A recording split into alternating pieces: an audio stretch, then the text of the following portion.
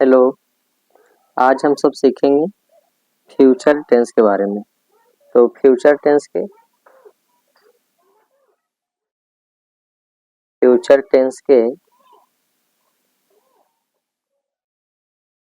चार भेद होते हैं।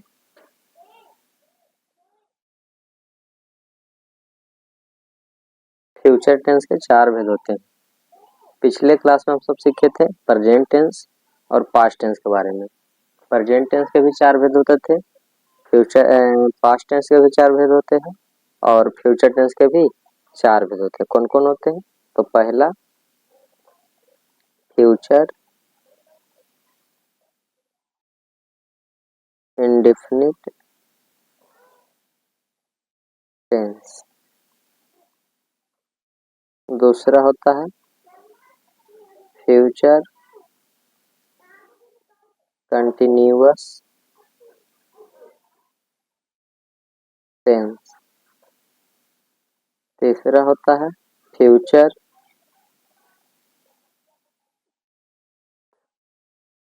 परफेक्ट टेंस और चौथा होता है फ्यूचर परफेक्ट कंटिन्यूअस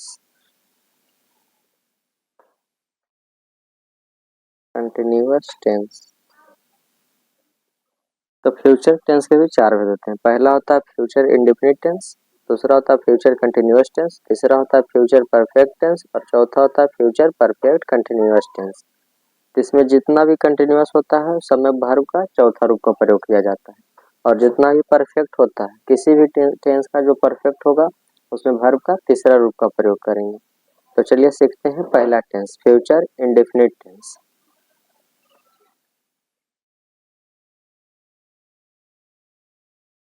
पहला सीखते हैं इसका फ्यूचर इंडेफिनिट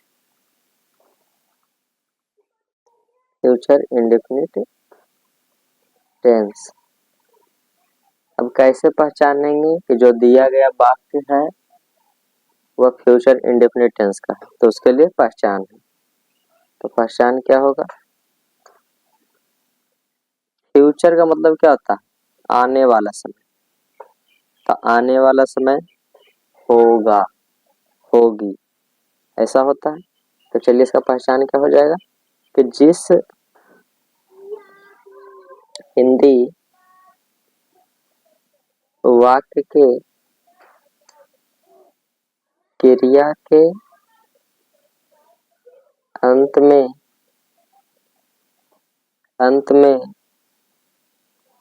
गा, गी, गे, गा, गी, के लगा रहे तो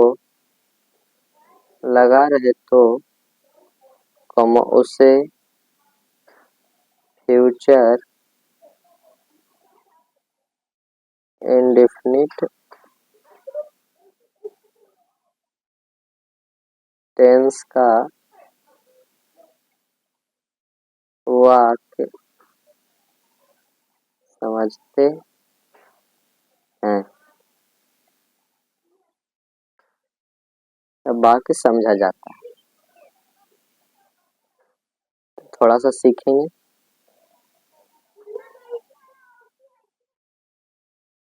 इसका स्ट्रक्चर यानी फॉर्मूला। इसका फॉर्मूला क्या हो जाएगा? सब्जेक्ट प्लस शैल या bill plus verb plus object. चलिए अब समझते हैं। सबसे पहले सब्जेक्ट, फिर उसके बाद लगाएंगे शैल या बिल, दोनों में से कोई एक, फिर वर्ब का प्रयोग करेंगे, फिर ऑब्जेक्ट, सबसे लास्ट में ऑब्जेक्ट बनाएंगे। तो चलिए सीखते हैं नॉट। अब किसके साथ शैल का प्रयोग करेंगे और किसके साथ बिल, तो थोड़ा सा उसको भी जान लेते हैं। देखो होता आई और बी इसके साथ शैल का प्रयोग किया जाता है। आई और बी के साथ शैल का प्रयोग किया जाता है और जितना भी इसके छोड़ के, दोनों को छोड़ करके जितना भी सब्जेक्ट होता है, अन्य सभी, अन्य सभी, जैसे he, she, it, one name, they, you, dot dot dot etc। जितना भी सब्जेक्ट होगा आई और बी को छोड़ करके इस सब के साथ बिल का प्रयोग किया जाता है। तो चलिए सीखते हैं एग्जाम्पल। एग्जाम्पल देखते हैं।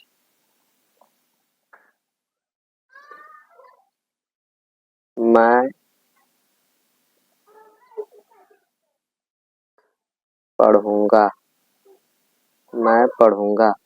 तो मैं का अंग्रेजी आई, आई के साथ क्या लगेगा, सेल की बिल। तो यहाँ देखिए नोट में क्या है, आई के साथ सेल का प्रयोग होगा। और पढ़ना क्या है, वर्ब। तो वर्ब का क्या हो जाएगा, रीड। मैं पढ़ूंगा, आई शैल रीड। क्रिया के अंत में गा, गी, गे ये सब का अगर प्रयोग है तो फ्यूचर इंडेफिनिट टेंस का वाक्य है। चलिए एक एग्जांपल और देखते हैं।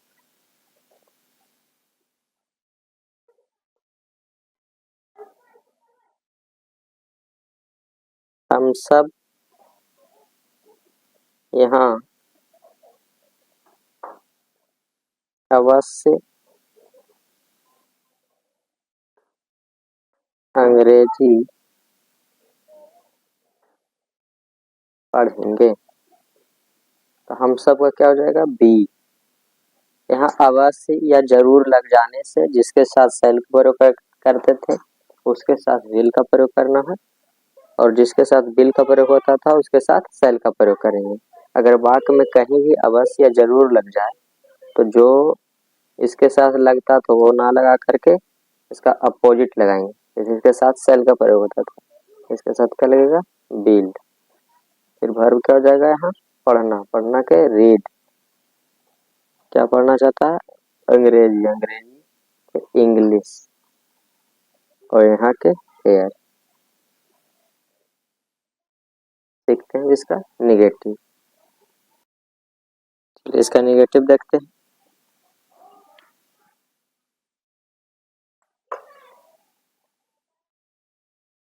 निगेटिव सेंटेंस, इसका फॉर्मूला क्या होता है, शैल और बिल का प्रयोग सबसे पहले कर देंगे, फिर लगाएंगे subject. Sorry sorry sorry sorry, interrogative का फॉर्मूला सबसे पहले सब्जेक्ट, फिर शैल और बिल, फिर इसके बाद करेंगे नॉट का प्रयोग, plus verb, plus object. Negative है इसलिए इसमें नॉट का प्रयोग करेंगे। एग्जाम्पल देखते हैं। हम सब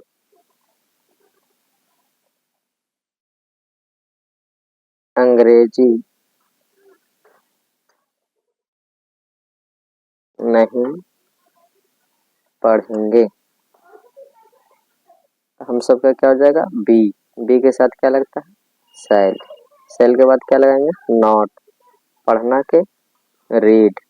और क्या पढ़ना चाहता है, अंग्रेजी। अंग्रेजी का क्या हो जाएगा, इंग्लिश।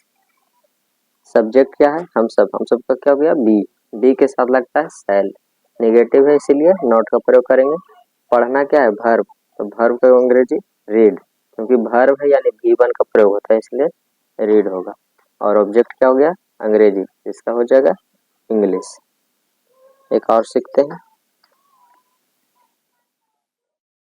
राम विद्यालय नहीं जाएगा। राम क्या है, इसमें सब्जेक्ट है तो राम का राम।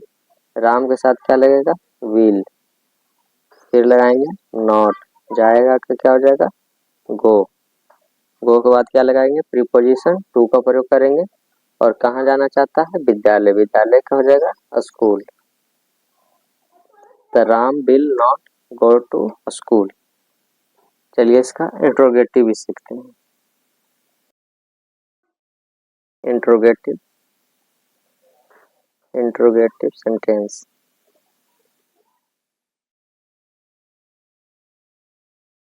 Interrogative sentence. सबसे पहले इसका फॉर्मूला देखते हैं। फॉर्मूला क्या हो जाएगा? सबसे पहले शैल और विल का प्रयोग करेंगे, फिर लगाएंगे सब्जेक्ट, फिर उसके बाद नॉट का प्रयोग करेंगे। अगर नेगेटिव रहेगा तो नॉट लगाएंगे, अन्यथा नॉट का प्रयोग नहीं करेंगे। फिर ऑब्जेक्ट और लास्ट में क्वेश्चन मार्क। इसका क्यू डब्ल्यू का क्या हो जाएगा? सबसे पहले क्यू डब्ल्यू का प्रयोग करेंगे, फिर शैल और विल का प्रयोग करेंगे,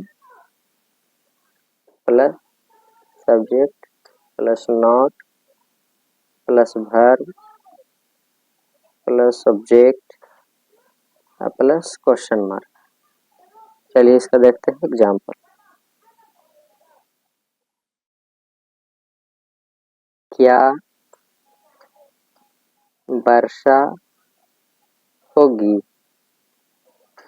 जब समय से रिलेटेड कोई भी क्वेश्चन हो तो उसमें इट का प्रयोग होता है। तो देखिए क्या लगाया है, तो क्या मतलब क्या है? इंट्रोगेटिव है, इसमें सेल लगा के बिल। तो इसमें देखिए समय का चर्चा है, वर्षा क्या है? समय।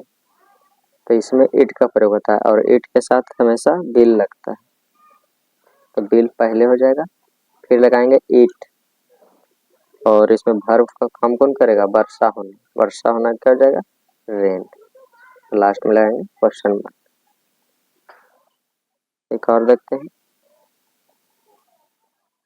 बेशब क्या पढ़ेंगे? तो बेशब क्या पढ़ेंगे, इसमें क्या क्या है? क्वेश्चन वर्ड है, तो क्या हो जाएगा? व्हाट। और बेशब क्या है? सब्जेक्ट। बेशब का होता है दे के साथ क्या लगता है? विल। फिर लगाएंगे सब्जेक्ट, निगेटिव नहीं है इसलिए फिर वर्ब का प्रयोग करेंगे, तो वर्ब इसमें क्या हो जाएगा? रीड। लास्ट में क्वेश्चन मार्क। इसमें ऑब्जेक्ट भी नहीं है इसलिए इसको यहीं छोड़ देंगे। ठीक है, इसका अगला क्लास नेक्स्ट पार्ट कल आएगा। Thank you.